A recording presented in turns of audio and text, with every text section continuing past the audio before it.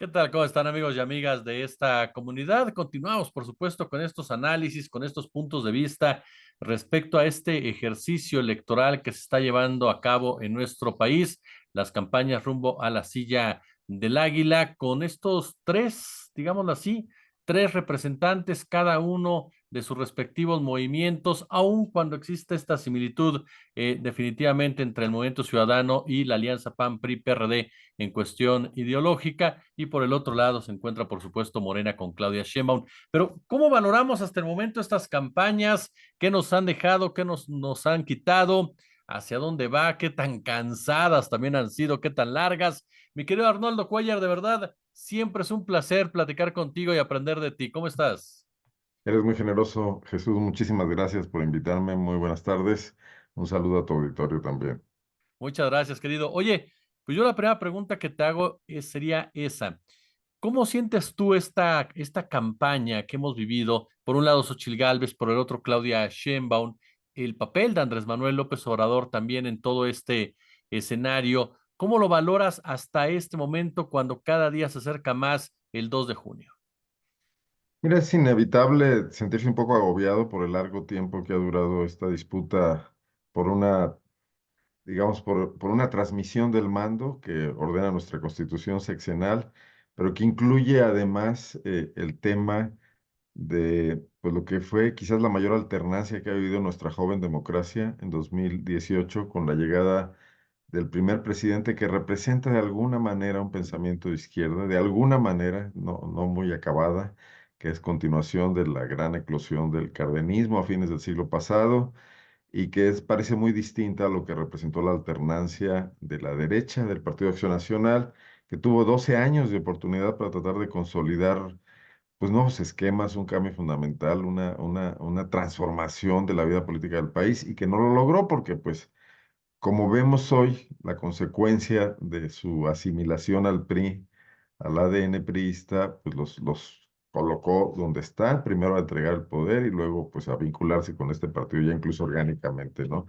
Yo creo que este es también el reto de la izquierda, después de cumplir sus primeros 6 años, en el transcurso de este año será.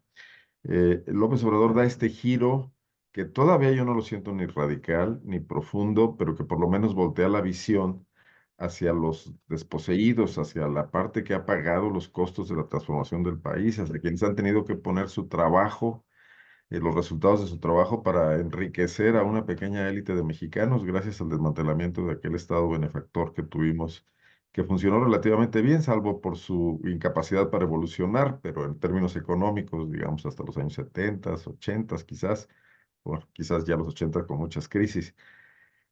Entonces, pues es una disputa que me recuerda a un viejísimo libro que escribió en su momento Rolando Cordera y algún otro economista que se llamaba La disputa por la nación. Eso sigue hasta la fecha, ¿no? Y entonces es irreal o es iluso querer abordar el tema de si va a haber o no continuidad, si Claudia, no se independiza de Andrés Manuel López Obrador, etcétera. Pues claro que no, está luchando porque eso se mantenga. Yo creo que el gran tema de Claudia Sheinbaum es volver más eficiente a ese gobierno emanado por primera vez de una amplísima alianza, un frente de corrientes de izquierda, de centroizquierda, quizás infiltrada también por algunas derechas ahí oportunistas, etcétera, pero que está tratando de hacer las cosas distinto. Hay que demostrar que un gobierno que tiene en su centro la preocupación por la mejora de la vida de las mayorías de este país, también logra articular un gobierno medianamente eficiente, porque creo que no hay gobiernos en el mundo que sean tan eficientes como lo son las empresas privadas en el sentido de que su motor es la utilidad y lo tienen muy claro y que han logrado construir pues esta desigualdad enorme en el mundo. La tarea de los gobiernos es otra, es un poco la distribución, es hacer el funcionamiento de las normas que el Estado le tiene que imponer a la actividad privada también para una sana convivencia, para evitar esa monopolización también de la riqueza y que siempre va a tener problemas porque pues está enfrentada primerísimo que nada a la enorme capacidad de gestión, de cabildeo y de corrupción de ese sector privado que quiere seguir ganando cada día más y gastando cada vez menos. Entonces es una lucha compleja, no es tan simple como Xochitl, Claudia, eh, libertades así dichas en abstracto contra un Estado más fuerte, etcétera. Yo creo que ahí hay algo mucho de fondo, mucho más de fondo, que seguirá por los muchos años por delante viéndose confrontado y que sí depende, yo creo que la gran tarea de una mujer, que además es la primera mujer que puede aspirar a gobernar México y que es una mujer egresada de luchas de la izquierda, es más que nada volver eficiente al Estado. Si ese Estado resulta ser más eficiente, si se controla mejor el daño al medio ambiente que provoca sobre todo la actividad privada y las propias empresas productivas del Estado, el tema del respeto a los consumidores frente a las grandes empresas que pretenden darles gato por liebre constantemente y sacarles el dinero de la bolsa, frente pues bueno, a la enorme desigualdad que tenemos y a gente que padece hambre en este país y que no es poca, bueno, pues ahí estará esa tarea, ¿no? También darnos libertades y también darnos seguridades y lograr un sistema de salud que sea, que sea funcional, vamos, no Dinamarca, eso es un cliché y me parece un exceso, pero que funcione, un seguro social que funcione bien, ¿no? Pensiones que garanticen una vida digna para una población que envejece. O sea, ahí está el quid del asunto. Yo creo que hay un avance en un gobierno que caminó por ahí y que tiene muchísimas cosas a deber y que todavía no logra desmantelar al viejo Estado y también sus mecanismos de corrupción, sus mecanismos de ineficacia. Pero por el otro lado, en el caso de la alianza que se conformó muy reactivamente de los partidos tradicionales, PRI, PAN, etcétera, porque veo poco más, y Xóchitl Gálvez, no veo que estén planteando más que cómo ir contra eso y todavía no nos dicen cómo pueden revertir pues los graves deterioros que ellos provocaron. No han cambiado el chip, no nos han pedido perdón a los mexicanos por todo lo que provocaron, el PRI, las constantes crisis económicas y el PAN, pues este estado de violencia que vivimos, ¿no? Y tampoco nos dicen cómo harían las cosas diferentes. Es muy fácil ser anti-López Obradorista. El presidente habla todos los días, dice mil cosas, dice muchas barbaridades de pronto, como cualquiera que hable 2 horas diarias seguidas frente a un micrófono. Y entonces oponerse a eso pues es relativamente sencillo. El tema no es ese. El tema es cómo logran conquistar la voluntad pues de al menos, al menos 15, 18 o 20 millones de mexicanos que los vean con esperanza, ¿no? Claro. Yo creo que el gran reto de la izquierda es que esa gente que mantiene esa esperanza la vea traducida en resultados. Y ahí está el reto de Claudia Sheinbaum, más que de Xochitl Gálvez y en andar compitiendo por tomarse fotos con el Papa, ¿no? Oye, Arnoldo, sobre esto mismo que planteabas, los poderes fácticos. A ver, Andrés Manuel López Obrador, de una u otra manera, tuvo que negociar, tuvo que sentarse a la mesa con el poder económico, que juega un papel determinante, no solamente en México, sino a nivel incluso internacional. Lo vemos en los Estados Unidos, por ejemplo, con una cercanía con Carlos Slim, pero con diferencias constantes con Claudio X González, con Alberto Ramírez, con el caso también, por supuesto, de los Serville, ni hablar de Germán Larrea. Por el otro lado, el tema militar, la cercanía con el ejército, al que le abrió muchos aspectos, muchas áreas. Algunas voces dicen se le abre precisamente para evitar que de la derecha trataran de seducir a los generales. ¿Cómo ves tú este panorama con estos dos poderes fácticos que de una u otra manera caminaron con Andrés Manuel López Obrador, pensando ya en Claudia Sheinbaum, que a diferencia de López Obrador, sí tiene una formación netamente de izquierda desde su juventud? Pues López Obrador es un político pragmático y eficiente para una cuestión fundamental que es mantener el control de la agenda pública. Incluso yo creo que lo hizo como opositor, lo hizo como cuando fue jefe de gobierno. Tiene una habilidad bastante natural para esta cuestión y desde un punto de vista ético sería muy fácil condenarlo, ¿no? A los políticos pragmáticos siempre los vas a encontrar con que mandaron un tuit, hicieron una condena en su momento y luego practicaron otra cosa cuando tuvieron el poder. Este país hizo una revolución para sacudirse a un dictador que era militar y luego, después de que esa revolución medio terminó, tuvimos gobiernos militares durante casi 3 décadas, ¿no? Pues sí, yo creo que el López Obrador lo primero que hizo fue pactar con quienes podrían ser los enemigos más eficientes que podía haber tenido.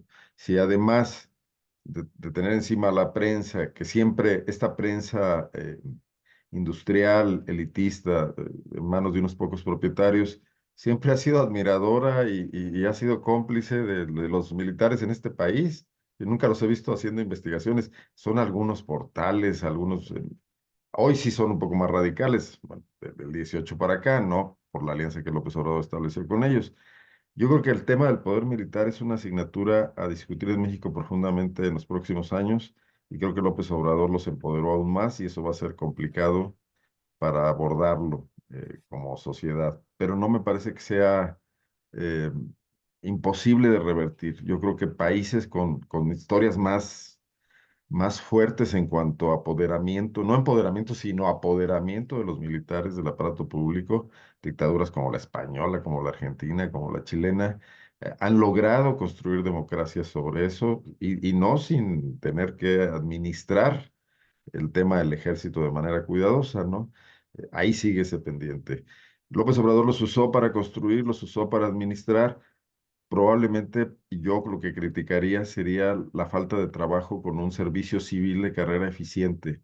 Y en la medida en que no lo tienes y no le dedicas tiempo y recursos, porque también es cosa de, tienes que indemnizar a los que quieres que se vayan, tienes que contratar a nuevos cuadros, etcétera. Pues ahí estaban los militares que obedecen órdenes, que es una enorme masa de cientos de miles de personas y de individuos calificados, también una élite que así ha estado construyendo por años, pues echó mano de ella con el doble efecto de lograr objetivos concretos, el Tren Maya, el Tren del Istmo, etcétera, pero por otra, de convertirlos en sus aliados y quitárselos a esa derecha que los podía haber tentado muy fácilmente, porque además hay militares en este país que son bastante conservadores, ¿no? En esa enorme clase militar que tenemos. Entonces, pues un ejercicio de pragmatismo. Susceptible de críticas totalmente, de críticas de la izquierda, que normalmente ha sido crítica del ejército, y hoy de la derecha, que normalmente ha sido amiga del ejército, pero que no le gusta verlo cercano a López Obrador. Y los poderes económicos, bueno, pues Salinas de Gortari logró el efecto que buscó de crear a una nueva clase empresarial mexicana que sustituyera a los viejos banqueros, lo hizo con eficacia, regalándoles o vendiéndoles muy baratas las empresas del Estado y además en medio de un mecanismo de corrupción donde él también se enriqueció enormemente. Y llega los gobiernos siguientes, y sean los panistas, sea López Obrador, y los encuentran muy fortalecidos, ya con fortunas que compiten en el escenario mundial, con inversiones en muchos países del mundo. Pues bueno, tienes que lidiar con eso. Y yo creo que la reciente conferencia de prensa del Slim me demuestra que López Obrador no estableció ni una guerra ni una confrontación, les permitió seguir, pero que también los ha metido a una dinámica distinta a la de privilegios que tenían en el pasado, ¿no? Están más visibilizados, de repente reciben también críticas fuertes desde Palacio Nacional, son susceptibles. Cuando habían criticado a alguien, a Juan Larrea, creo que no había ninguna foto de él, ¿no? Era difícil conseguirla. ¿Qué pasó cuando el derrame en Sonora, ¿no? Eh, Realmente ni lo reparó ni recibió las sanciones respectivas. Tienen un enorme poder.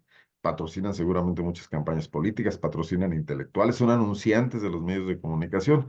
Pues bueno, dentro de lo que cabe, yo creo que el López Obrador ha tenido una interlocución del mismo nivel con ellos. Hay que ver si Claudia logra lo mismo. Son individuos que también pueden en un momento dado provocar problemas económicos porque mueven masas de dinero importantes, manejan bancos, manejan eh, entrar en guerra con ellos complicaría mucho al país, complicaría a cualquier gobierno. No es necesario. Les ha ido muy bien en México. Somos todos, todos les rendimos, todos les pagamos cuotas todo el tiempo de los servicios que han monopolizado, ¿no? Eh, Habrá que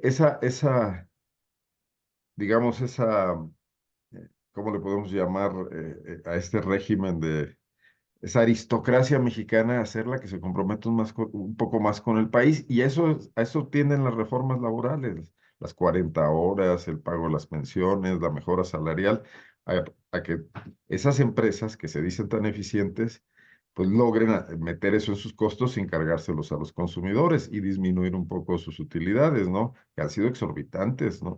Nadie se convierte en un millonario de competencia mundial en 20 años en un país que no es rico y que no es productivo, ¿no? Entonces, ¿Será motivo de crítica? Sí, y es legítimo también que eso ocurra. Ahora, yo no veo a la derecha pues deslindándose ni del ejército ni de los ricos, quisieran tenerlos de su lado, ¿no? Entonces, esa es un poco la habilidad que muestra López Obrador, escamoteárselos en este momento, aunque se vea alejado del discurso, alejado de la ideología, y creo que Claudia un poco se verá enfrentada a lo mismo, ¿no? Osvaldo, Esto el caso. es pianito, ¿no? Oye, el caso de Xóchitl Ahí Gálvez, estamos algunos radicales que les pedimos que den más. Y es un debate en la sociedad, ¿no? Pero claro. pues Sí, totalmente. Y en ese punto, por ejemplo, brinco ahorita que mencionaste también a la derecha. ¿Ya para qué le alcanza a Xóchitl Gálvez? Es decir, sé que es una especulación, sé que las encuestas son fotografías de un momento y se ha hablado muchísimo de ellas a través de los años, pero ¿para qué le alcanza a Xóchitl Gálvez ya en este momento cuando de repente ves números tan, pero tan dispares, cuando ves una diferencia de 25, de 30%, y sobre todo pensando en esa derecha, en esa oposición de derecha, en donde lo que más les preocupa, según incluso sus propias declaraciones, es que no se active el famoso plan C, que no haya esa hegemonía de Morena en el poder legislativo? ¿Para qué le alcanza a Xóchitl Gálvez ya en esta recta final? yo cambiaría un poco el motivo de la preocupación. Yo no soy de los que se alegran del fracaso de una oposición decente en un país, ¿no? En este país. Claro, Ah, lamento mucho que esta confluencia de partidos muy decadentes, partidos que han olvidado los procesos internos democráticos. El PAN era un bastión de una democracia interna, de una ciudadanización de la política en su historia, no recientemente, y ahora se ha convertido en el núcleo de una pequeña pandilla que se agandallaron el partido, o el PRI, que ya no voy a abundar, pero Alito Moreno es un individuo de muy corta trayectoria política, siempre en áreas de política de muy bajo nivel. El movimiento juvenil del PRI, dependiendo ahí de los gobernadores, etcétera, logró una gobernatura en la época de Peña Nieto y ha bajado el nivel de debate interno del partido a grado tal que otros políticos que pueden ser corruptos, que pueden ser figuras deplorables, pero que por lo menos tenían un empaque político distinto, pues estén abandonando su partido en estos momentos, ¿no?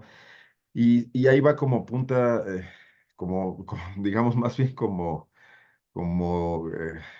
figura de proa, digamos, como carátula, Xóchitl Gálvez, pues, bueno, se improvisó como política, es un hallazgo por muchas cuestiones y sí les dio una gran esperanza a esta confluencia de fuerzas políticas que ya se veían en la debacle total y sin un candidato presidencial, pero es una medida absolutamente coyuntur- coyuntural y desesperada, y eso no construye futuro. O sea, se están todos engañando mutuamente y a mí me parece lamentable porque los partidos políticos no tienen que ir necesariamente a una elección, es el caso del Movimiento Ciudadano, al todo por el todo, sino a ir construyendo paulatinamente opciones, ¿no? El ejemplo fue López Obrador, que con todo y todo, pues durante 18 años mantuvo una disciplina, una constancia y logró construir un movimiento amplio.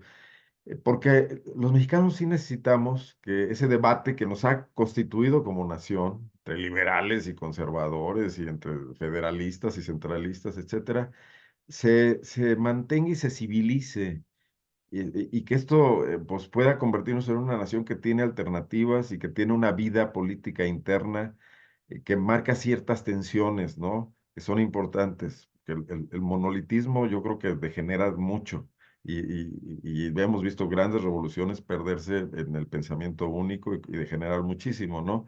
Entonces, ojalá esta derecha, pues que ya se constituye como una derecha conservadora que quiere volver a esquemas donde el Estado cada vez abandona más sus responsabilidades, se privilegia al sector privado, pues lograr venderle algo de esperanza a ese electorado y a esa ciudadanía, si no en esta elección, donde se ve que no lo logran armar una propuesta creíble, en próximas.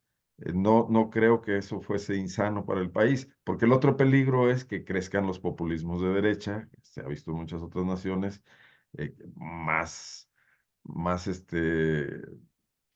destructores pues de la convivencia ciudadana y que sí quieren imponer pensamientos únicos. Entonces, sí, lamento muchísimo que en relación a tu pregunta, que Xochitl no esté creciendo, no esté avanzando y que sean estos temas muy de articular golpes anímicos, golpes de efecto, pero que no están construyendo realmente nada y que no abandonan el espacio de las élites políticas, ¿no? Que están encerradas en un círculo donde, bueno, 20 noticieros de televisión y 30 mesas de analistas le aplauden algunas de sus ocurrencias y tratan de mantener la esperanza, pero abajo no está pasando nada y no están conquistando como ellos quisieran corazones, ¿no? Y los partidos políticos aprovecharán eso para mantener a unos cuantos pillastres en las cámaras que pues, tendrán que ir a negociar con Morena, a encarecerse, a ponerle precio a sus votos y no a construir una alternativa política que de veras canalice a ese 40% que está inconforme, quizás con López Obrador y quizás con la 4T, quizás con lo que piensan que es un proyecto de izquierda o socialista, etcétera, y que tienen derecho a existir, ¿no? Claro, totalmente. Mi querido y admirado Arnoldo Cuellar, yo de verdad te agradezco muchísimo estos minutos, este análisis para nuestra comunidad y te reitero lo que te dije al principio, siempre aprende uno muchísimo de ti escuchándote. Muchísimas gracias. No, yo te agradezco mucho que nos des esta oportunidad de divagar un poco aquí.